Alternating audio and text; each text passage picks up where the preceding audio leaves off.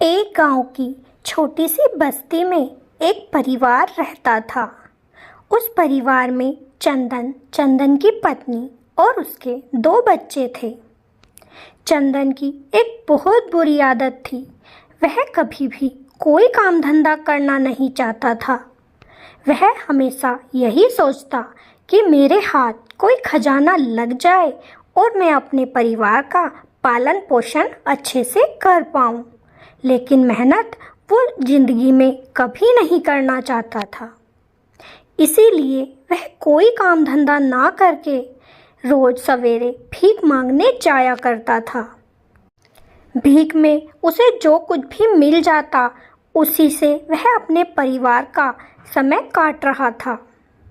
एक दिन की बात है, अचानक से घनघोर बादल छा गए और जोरदार बारिश शुरू हो गई। 4 दिन तक लगातार बारिश यूं ही पड़ती रही, रुकने का कोई नाम ना था। चंदन की पत्नी अब बहुत ज़्यादा घबराने लगी और अपने पति से बोली, सुनो जी, घर में जो कुछ राशन था सब खत्म हो गया। हम दोनों भूखे रह भी लेंगे, लेकिन हमारे बच्चे भूखे कैसे रह पाएंगे? वो तो अब शोर मचाना शुरू कर देंगे। चंदन ने जब अपनी पत्नी की ये बात सुनी तो उसके दिल को भी बड़ा दुख हुआ। उसने सोचा, मैं कैसा पिता हूँ जो अपने बच्चों के लिए कुछ भी नहीं कर सकता। आज भीख मांगने भी नहीं जा सकता क्योंकि बारिश बहुत ज़्यादा तेज़ थी। तब उसकी पत्नी ने कहा, देखो जी, भीख मांगने से हमारा गुजारा नहीं होगा। तुम्हें कोई तो काम धंधा करना चाहिए। चंदन ने कहा, अरे मुझसे कोई काम धंधा नहीं होगा। देखना, एक दिन हमारे हाथ कोई ना कोई खजाना लग ही जाएगा जिससे हम बहुत अमीर हो जाएंगे। उसकी पत्नी ने कहा, आप ये गप ना मारा करो। इससे तो अच्छा है कि गांव के पास एक बाबा रहते हैं, आप उनके पास चले जाएं। सुना है वो सबकी समस्या का निवारण करते हैं। अब तो चंदन उन बाबा के पास बारिश में ही चला गया। वो बाबा अपनी कुटिया में बैठे हुए थे।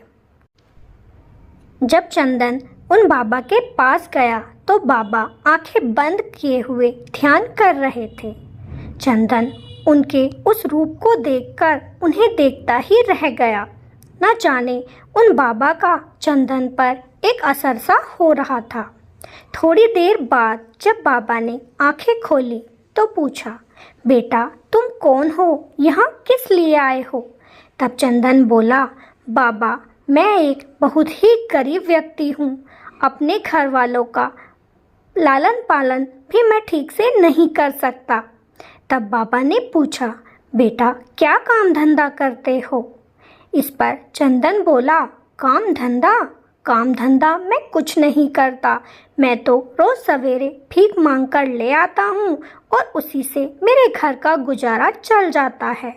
लेकिन अब कई दिनों से बारिश होने के कारण मैं भीख मांगने नहीं जा सका और उसी वजह से मेरे घर में सब कुछ खत्म हो गया है। बाबा मन ही मन मुस्कुराने लगे। हट्टा कट्टा नौजवान व्यक्ति है और भीख मांगने का कार्य करता है। अगर ये मेहनत करके 2 रोटी कमाएगा तो ही इसका अच्छे से गुजारा होगा। बाबा बोले, अगर मैं तुम्हें थोड़ी ज़मीन दे दूं तो क्या तुम उसमें खेती बाड़ी कर लोगे? चंदन बोला, अरे बाबा, बोला तो है कि मैं कोई काम धंधा नहीं कर सकता। मेरी सारी पुश्तें मांगकर ही तो खाती रही, तो मैं कैसे काम धंधा कर सकता हूँ?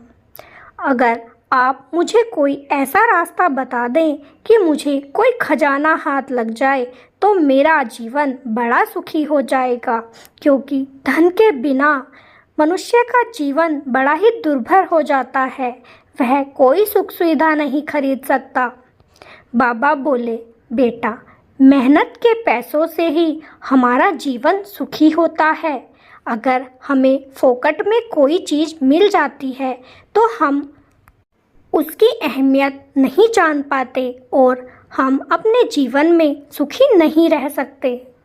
चंदन बोला, अरे बाबा, आप क्या जाने कि दौलत किस चीज़ का नाम है, क्योंकि आप तो इस कुटिया में रहते हैं, भजन कीर्तन करते हैं, ऐसे ही आपका गुजारा हो जाता है।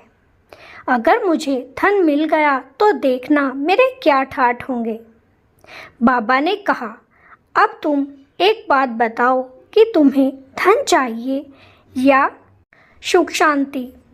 चंदन उछल पड़ा और बोला, जाहिर सी बात है बाबा, मुझे धन ही चाहिए। धन होगा तो सुख शांति तो खुद ही हो जाएगी।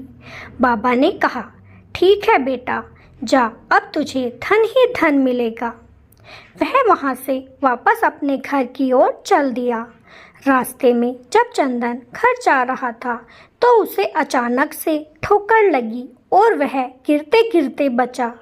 जैसे ही उसने देखा कि मुझे ठोकर किस चीज़ से लगी है, तो उसे एक पीतल का छोटा सा कोना दिखाई दिया। उसने उस चीज़ को खोदना शुरू कर दिया। खोदते खोदते जब देखा तो वह एक पीतल का बहुत बड़ा घड़ा था। चंदन ने उसके अंदर जैसे ही हाथ डाला तो उसमें सोने की बहुत सारी मोहरें थी। अब तो चंदन माला माल हो गया था। उसे अपने जीवन का असीम तोहफा मिल चुका था। वह बड़ा खुश होता हुआ अपने घर पहुंचा और अपनी पत्नी को वह मटका दिखा दिया। पत्नी बोली, देखो जी, मैं ना कहती थी कि बाबा हमारी समस्या का निवारण जरूर कर देंगे। अब तो हम शहर में रहेंगे, अच्छी कोठी बनाएंगे, अपने बच्चों को अच्छे स्कूल में पढ़ाएंगे। अब तो हमारे ठाट बाट अलग ही हो जाएंगे जी। दोनों पति पत्नी अब बड़े खुश थे। दोनों ने अब शहर जाने का निश्चय कर लिया। वहाँ जल्दी ही एक कोठी खरीद ली और एक मोटर गाड़ी भी उन्होंने अपने घर के आगे लाकर खड़ी कर दी। बच्चे अच्छे स्कूल में पढ़ने लगे। उधर चंदन अब अलग अलग दोस्तों से दोस्ती रखने लगा। उसमें बुरे ज़्यादा और अच्छे कम। उसके दोस्त ज़्यादातर जुआरी और शराबी थे, जिन्होंने अब चंदन को शराब पीना और जुआ खेलना भी सिखा दिया था। चंदन के पास कोई काम धंधा तो नहीं था, लेकिन धन इतना था कि वह सारे ऐशो आराम खरीद सकता था। धीरे धीरे वह नशे की लत में डूबता चला गया। हफ्ते हफ्ते भर वह घर न आता। उधर उसकी पत्नी बड़ी दुखी रहती कि मेरा पति अब घर नहीं आता है। जब हम गरीब थे तो वह कम से कम मेरे साथ तो रहता था। अब तो इतनी दौलत होने के बाद भी घर में कोई सुख शांति नहीं है। हर वक्त कलह ही मचा रहता है। तभी उसका पति नशे की हालत में घर आ गया। चंदन की पत्नी ने कहा, आपने ये शराब पीना शुरू तो कर दिया, लेकिन देखना ये एक दिन आपका सर्वनाश कर देगी। चंदन चिल्ला उठा और बोला, घर पर आते ही बकबक शुरू कर देती है, ज्ञान बांटना शुरू कर देती है, इसीलिए मैं घर नहीं आता, और वहाँ से चला गया। बेचारी चंदन की पत्नी रोती रह गई, लेकिन चंदन वापस नहीं आया। अब तो चंदन का रोज का यही कार्य था, होटल क्लब में जाना, शराब पीना और जुए खेलना। उसने न जाने कितनी धन दौलत अपने दोस्तों पर यूं ही गंवा दी थी। कहते हैं, जो धन हमारे पास इकट्ठा होता है वो कब तक चलेगा अगर हम उससे कोई आमदनी नहीं करेंगे। इसी तरह चंदन का भी सारा धन धीरे धीरे खत्म हो गया।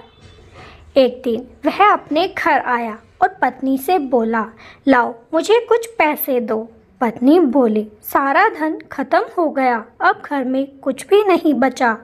चंदन बड़ा हैरान था, इतना धन मैंने ऐसे ही गंवा दिया। वह अपने दोस्त के पास गया कि यार, मुझे कुछ पैसों की ज़रूरत है, मैं थोड़ा तंगी में चल रहा हूँ। दोस्त ने फट से मना कर दिया, यार मेरे पास कोई पैसे नहीं हैं। वह अब दूसरे दोस्त के घर गया। उसने कहा, पैसे तो मैं तुझे दिला दूँगा, लेकिन उसके लिए तुझे अपनी कोठी गिरवी रखनी पड़ेगी। अब चंदन ने अपनी कोठी गिरवी रख दी और उससे कुछ पैसे ले लिए। कुछ दिन तो उसका ऐसे ही गुजारा चल गया, लेकिन नशे की लत ने उसके वो भी सारे पैसे डुबा दिए। धीरे धीरे मोटर गाड़ी सब कुछ बिक गया। अब चंदन पहले की तरह गरीब हो गया। चंदन की पत्नी बोली, इतना पैसा होने के बाद भी हम उसका कोई सुख ना उठा सके, क्योंकि आपने उससे कोई मेहनत का कार्य नहीं किया और सारा पैसा शराब और जुए में उड़ा दिया। अब चंदन के पास 2 वक्त की रोटी के भी लाले पड़ चुके थे। वह बोला, पहले जब हम गरीब थे तो ये समय इतना कठिन ना लगता था, लेकिन इतना अमीर हो जाने के बाद फिर से गरीबी में आना बड़ा कठिनाई का कार्य है। मैं ये दिन कैसे बिता पाऊँगा। उधर उसके बच्चे भूख से बिलबिला रहे थे, बोल रहे थे, पापा हम यहाँ नहीं रहेंगे, इतनी गंदगी में कौन रहता है भला, हमें अपने मकान में लेकर चलो। वो फिर मांगी हुई रोटी भी नहीं खाते थे। कहते थे, ये सड़ी गली रोटी कौन खाएगा, हमें तो अच्छे अच्छे पकवान चाहिए। लेकिन अब चंदन अपने बच्चों के लिए वो सुख सुविधा कैसे जुटाए, यही सोचकर चंदन बड़ा दुखी हुआ। तब उसकी पत्नी ने कहा, देखो जी, आप उन्हीं बाबा के पास चले जाओ, वो हमारी समस्या का कोई ना कोई निवारण जरूर करेंगे। चंदन अगले दिन ही उन बाबा के पास बड़े ही दुखी मन से पहुंच गया।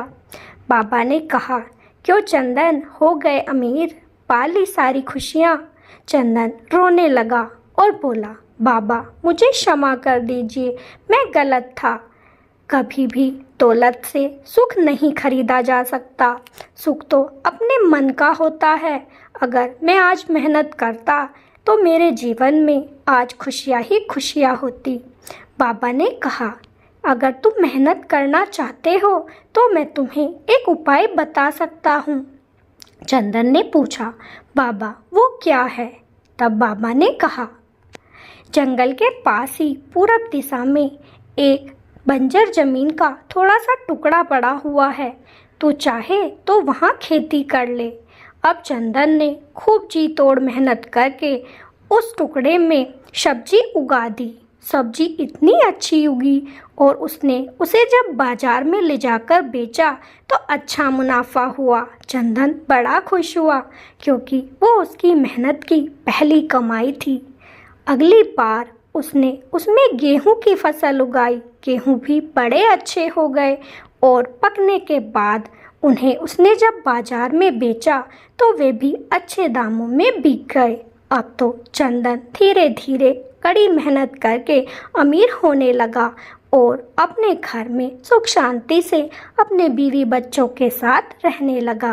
वह बोला, वाकई में मेहनत के पैसे की 2 रोटी भी बड़ी सुख देती है, इसीलिए हमें कभी भी 2 नंबर का पैसा या फोकट में मिली हुई खैरात पर घमंड नहीं करना चाहिए, क्योंकि हमें उसकी महत्वता का नहीं पता चलता। जब तक हम अपने हाथ से मेहनत करके 2 पैसे नहीं कमाते, हमें पैसे की कीमत का नहीं पता चल सकता।